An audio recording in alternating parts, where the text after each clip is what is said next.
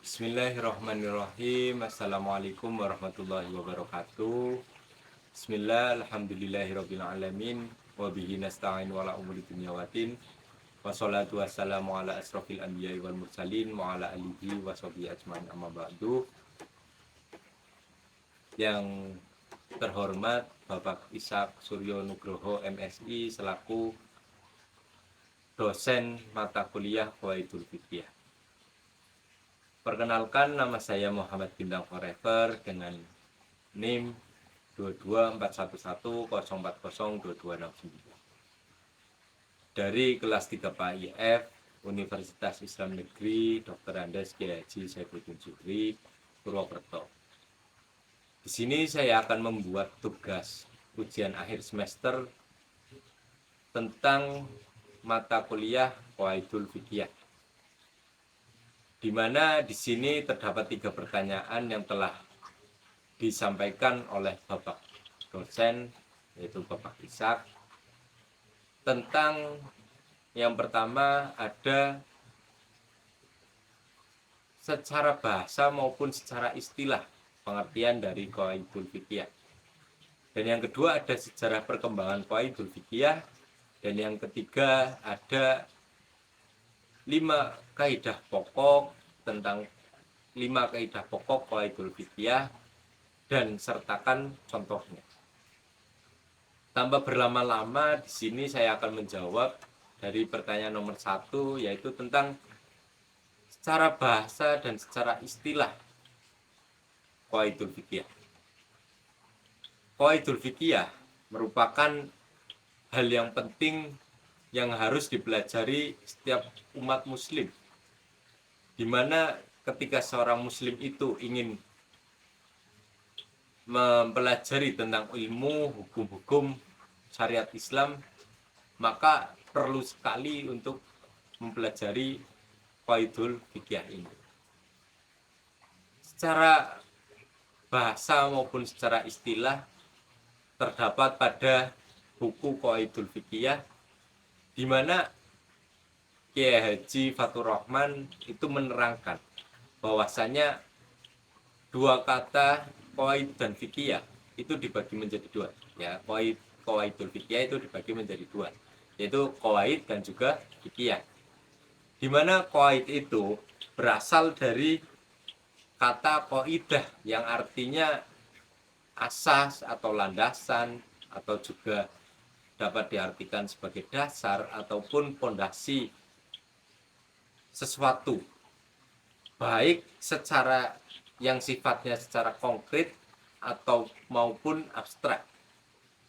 Lalu fikih itu berasal dari kata fikih, di mana itu ditambahkan ya nisbah sebagai penjenisan atau penyandaran sesuatu kata. Fikih sendiri itu memiliki arti pengetahuan ataupun pemahaman. Dengan demikian, qawaid fiqh dapat diartikan yaitu sebagai aturan yang sudah pasti patokan atau dasar-dasar bagi fikih. Lalu selanjutnya pertanyaan yang kedua, yaitu sejarah perkembangan Qawaidul Fiqh. Itu terjadi pada abad keempat Hijriah sampai ke abad 8 Hijriah, atau bertepatan pada 400 Masehi sampai ke 800 Masehi. Awal mula Qawaidul Fiqh menjadi suatu hal yang perlu dipelajari itu sudah mulai pada abad keempat. Itu sudah ada bukunya, dibukukan pada abad keempat Hijriah, dan terus berlanjut dari masa ke masa setelahnya. Ulama pertama yang melakukan pembukuan itu ada dari mazhab Hanafi, yaitu Abu Hasan Al-Harqi, yang mengembangkan 17 kaidah usul Al-Harqi. Yang mohon maaf, itu bukunya Bukunya itu berjudul Usul Al-Harqi yang mengembangkan 17 kaidah dari Imam Abu Tahir Al-Dabas yang dimana menjadi 39 kaidah, yang dimana sebelumnya itu 17 tapi oleh Abu Hasan itu dikembangkan menjadi 39 kaidah qawaidul fikih. Setelah Al-Harqi, ulama mazhab Hanafi yang mengembangkan ilmu qawaidul fikih ada Abu Zaid Ubaidillah dan Al-Dabusi dalam kitabnya yaitu Ta'sis An-Nadar. Selanjutnya, ilmu qawaid fikih semakin mengalami perkembangan. Pada abad ke-7 Hijriah, qawaidul fikih merupakan sesuatu hal yang sangat berkembang pesat, yang sangat signifikan walaupun terlalu dini untuk dikatakan matang. Di antara ulama yang menulis kitab qawaid pada abad ke-7 itu diantaranya ada Al-Alamah Muhammad bin Ibrahim Al-Jurjani. Ia menulis kitab dengan judul Al-Qawaid fi Furu'ul Al-Safiyah. Kemudian ada Al-Imam Isuddin yang menulis kitab Qawaid Al-Ahkam fi Masalih Al-Anam yang sempat menjadi kitab terkenal pada saat itu. Dari kalangan mazhab Maliki itu juga terdapat beberapa ulama yang mengembangkan dan menuliskan qawaid fikih dijadikan menjadi buku. Qawaid fikih berkembang secara berangsur-angsur. Pada abad ke-8 Hijriah, perkembangan qawaid fikih terbatas hanya pada penyempurnaan hasil karya pada ulama sebelumnya, yaitu ada ulama dari kalangan Syafi'iyah, Hanafi, Maliki. Itu pada abad ke-8 itu disempurnakan. Buku-bukunya, ilmu-ilmunya itu disempurnakan. Lalu ada pengkodifikasian qawaid fikih, yaitu oleh Imam Al-Suyuti. Itu telah berusaha mengumpulkan qaidah fikih yang paling penting dari karya ulama seperti Al-Zarkasi, Al-Subaki, dan Al-Malai. Yang mengumpulkan kaidah-kaidah tersebut dalam kitabnya yaitu Al-Asibah wa Al-Nadai. Lalu pada abad ke-8 ke-6 sampai ke-8, ke-7 ini, ilmu qawaid terus berkembang. Dengan demikian, fase kedua dari ilmu qawaid fikih adalah fase perkembangan dan pembukuan. Karena sebelum fase pembukuan dan perkembangan ini ada fase sebelumnya, yaitu tentang fase apa? Jadi perkembangan ini dan pembukuan itu dibagi menjadi 3. Dari awal terus perkembangan terus dan juga terakhir ada apalagi itu saya lupa, itu ada 3 di sini karena hanya secara perkembangan jadi saya hanya menjelaskan tentang perkembangan saja. Ya, lanjut tadi pada abad ke-6 sampai ke-7 itu hanya berfokus pada pengembangan dan juga pembukuan. Lalu selanjutnya pada pertanyaan ketiga, yaitu ada 5 kaidah pokok kaidah fikih dan sertakan contoh.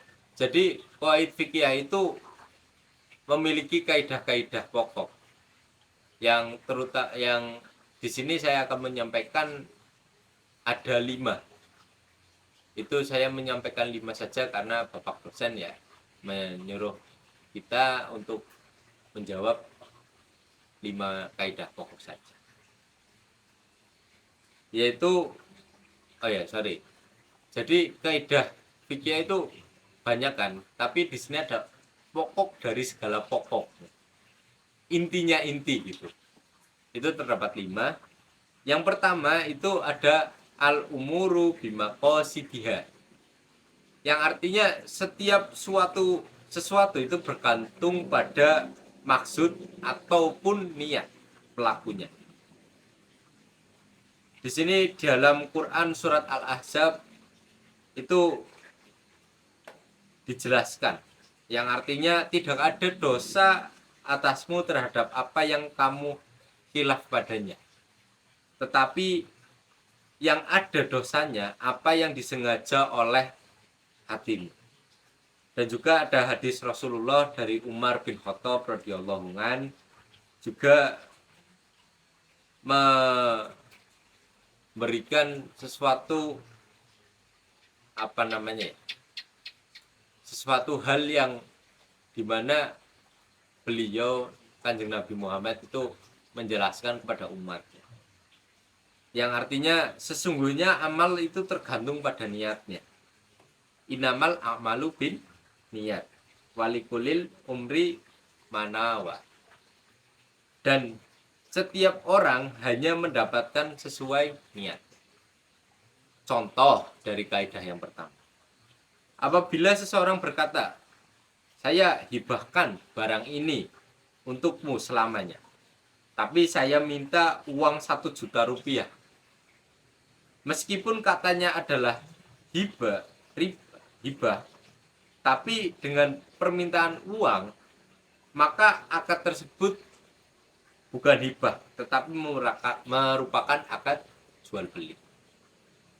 Ya, dapat dipahami kaidah yang pertama, yaitu setiap sesuatu itu bergantung pada niat dan maksud dari pelaku. Jadi kita perlu berpikir terlebih dahulu sebelum kita melakukan sebuah hal di mana itu yang bersangkutan dengan ilmu hukum qaidul fikih. Ya, itu tadi ya contohnya untuk kaidah yang pertama. Terus ada kaidah yang kedua. Kaidah yang kedua itu adalah al yakinu la yuzalu bisa. Keyakinan tidak bisa dihilangkan karena adanya keraguan. Dasar kaidah ini dari hadis Rasulullah Shallallahu Alaihi Wasallam, yang artinya sesungguhnya setan akan mendatangi salah satu dari kalian yang sedang melaksanakan sholat, lalu berkata kepadanya, engkau telah hadas. Jika itu terjadi, maka janganlah berpindah ataupun membatalkan sholatnya sampai dia, orang yang sedang sholat itu, mendengar suara atau mencium bau dari hadas tersebut. Contoh dari kaidah yang kedua. Terjadi perselisihan antara penjual dan pembeli. Pembeli ingin mengembalikan barangnya dan berkata bahwa barang tersebut seharga 15.000, sedangkan penjual berkata harga tersebut adalah 20.000. Maka yang dianggap yakin adalah harga penjual, bukan dari harga pembeli. Ya, balik lagi, al yakinu la yusalu bisa. Keyakinan tidak bisa dihilangkan karena adanya keraguan. Karena ya penjual sudah memberikan harga, di mana harga misalkan suatu beras dihargai 1 kilo katakanlah 10.000. Karena penjual itu yang memberikan, ya kita harus itu sebuah keyakinan, karena dia juga sudah memperhitungkan. Misalkan saya beli dari petani 1 kilonya itu seharga 8.500 katakanlah, lalu saya menjual kembali, karena dimana jual beli ya pasti ada keuntungan, maka keuntungan tapi yang tidak banyak-banyak lah, maka saya menjual beras itu kembali kepada orang lain itu seharga 10.000 per 1 kilogram. Dimana keuntungan ini bukan semata-mata hanya untuk memperkaya diri sendiri, tapi dengan kata lain keuntungan ini bisa diartikan sebagai, ya saya kan misalkan beli beras ke petani, ya saya juga harus mengeluarkan tenaga saya untuk sampai ke petani tersebut untuk membelinya, dan itu sebagai apa namanya ya, sebagai katakanlah uang untuk membayar jasa saya yang telah menyediakan itu.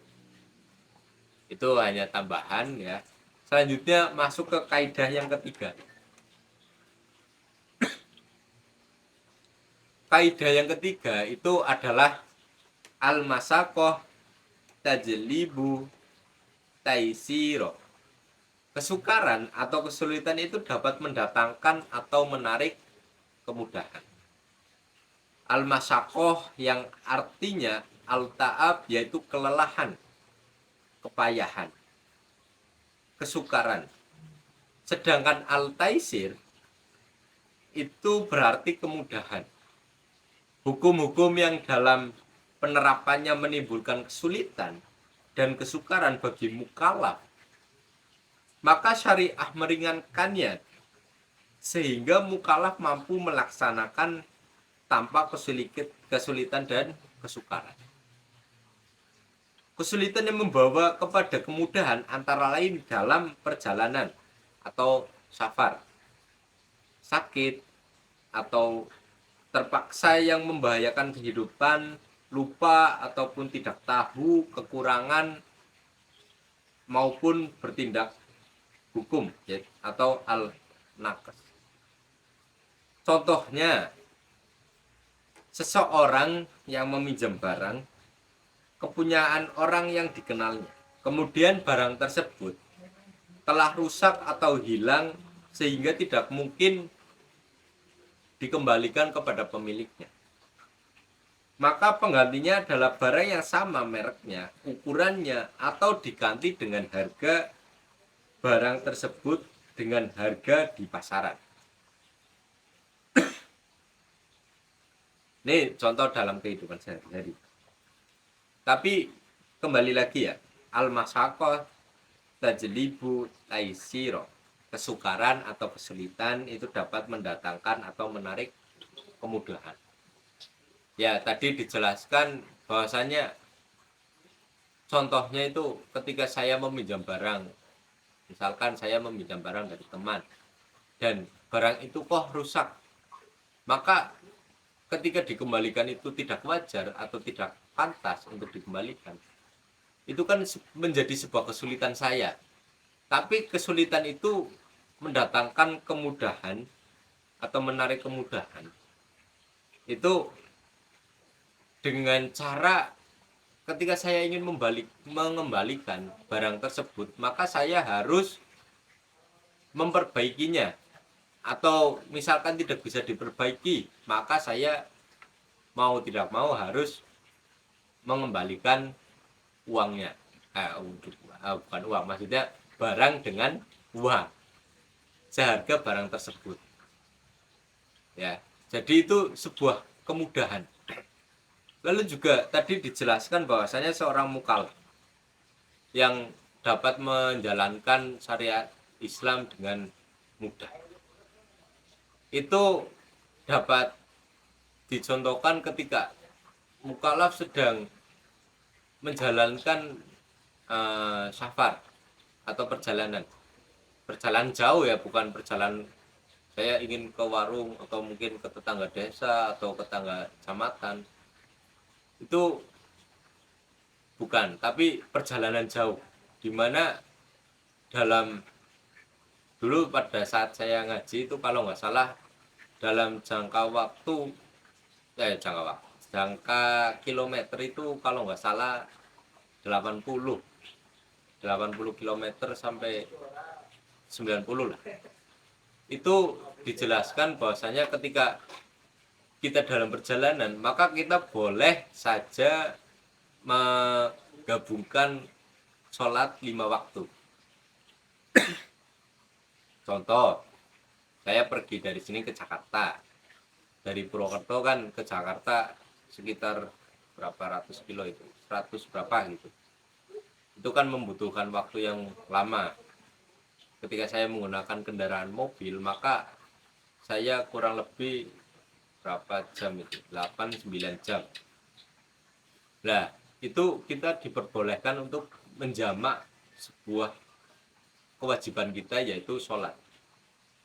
Jadi misalkan ya, saya sedang berada di perjalanan, itu antara waktu dari jam 10 dan estimasi waktu sampai itu jam 8 malam. Maka saya diperbolehkan untuk menjalankan syariat, menjalankan jamak itu dengan syarat ya tadi, perjalanannya berapa kilometer. Jamaknya itu bukan subuh dengan duhur, tapi duhur dan asar, dan juga yang diperbolehkan yaitu maghrib dan juga isya. Yaitu terus selanjutnya ada kaidah yang keempat, as-suraru yuzalu, kemudoratan harus dihilangkan. Dasar kaidah ini dalam firman Allah yaitu dalam Quran surat Al-Baqarah ayat 231, yang artinya tidak boleh ada bahaya dan menimbulkan bahaya. Contohnya, larangan menimbun barang-barang kebutuhan pokok masyarakat karena perbuatan tersebut mengakibatkan kemudorotan bagi rakyat. Contoh ya, kemarin pada saat pandemi ada beberapa orang yang menimbun minyak, ada yang menimbun beras dan lain sebagainya pada saat Covid. Itu kan menjadi sebuah kemudorotan bagi rakyat-rakyat yang lain.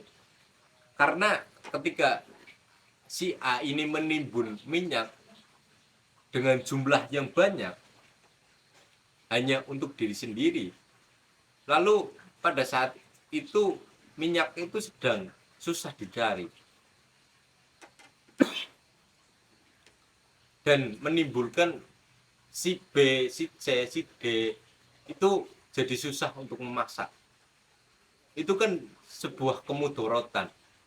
Itu harus dihilangkan. Ya, kembali lagi pada kaidah yang keempat ini, yaitu kemudorotan harus dihilangkan. Jadi apapun hal itu yang gimana itu menjadi sebuah hal yang mudorot bagi orang lain ataupun bagi diri sendiri, itu harus dihilangkan. Lalu selanjutnya kaidah yang kelima atau kaidah yang terakhir, itu ada al-'adatu muhakkamah. Adat kebiasaan dapat dijadikan rujukan hukum. Kaidah ini ada pada firman Allah, di mana yang artinya dan astagfirullah, maaf ya, ini karena banyak bicara, pengen minum ya, ini sebuah ya refreshing sedikit. Nah, kembali lagi firman Allah yang dimana artinya adalah dan astagfirullah, pergaulilah ya, pergaulilah mereka secara patut ya. Dan juga ada hadis Rasulullah yang artinya apa yang kaum muslimin anggap baik, maka baik pula menurut Allah. Dan apa yang kaum muslimin anggap buruk, maka buruk pula menurut Allah. Itu hadis riwayat Bukhari. Jadi kaidah yang kelima ini ada contoh. Contohnya itu transaksi kurs mata uang. Penyelesaian transaksi tersebut diadministrasikan sampai 2 hari. Kemudian setelah transaksi hal tersebut dibenarkan. Jadi contohnya dapat kita analogikan, itu adalah misalkan ya, kan tadi kaidahnya itu adat kebiasaan dapat dijadikan rujukan hukum. Ya, transaksi kurs ya kan kita kan misalkan saya orang Indonesia ya. Ya emang saya orang Indonesia sih. Saya misalkan pergi umroh ke Arab Saudi. Lalu pada saat di sana saya tidak bisa menggunakan mata uang rupiah, tentu saja kan. Jadi mata uang ini dapat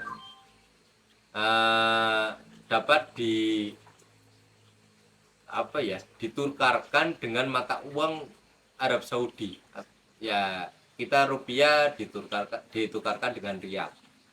Itu diperbolehkan karena adat mereka itu menggunakan uang rial, bukan menggunakan uang rupiah. Dan sebaliknya, rial di sini tidak bisa, tapi kan itu susah ya kan, harus penjual harus menukarkan uang tersebut. Maka si pembeli ini harus menukarkan uang tersebut sesuai dengan adat yang ada pada suatu negara tersebut. Itu. Dan juga ya ini sudah 5 kaidah ya. Sudah tidak ada lagi. Ya mungkin itu saja dari saya.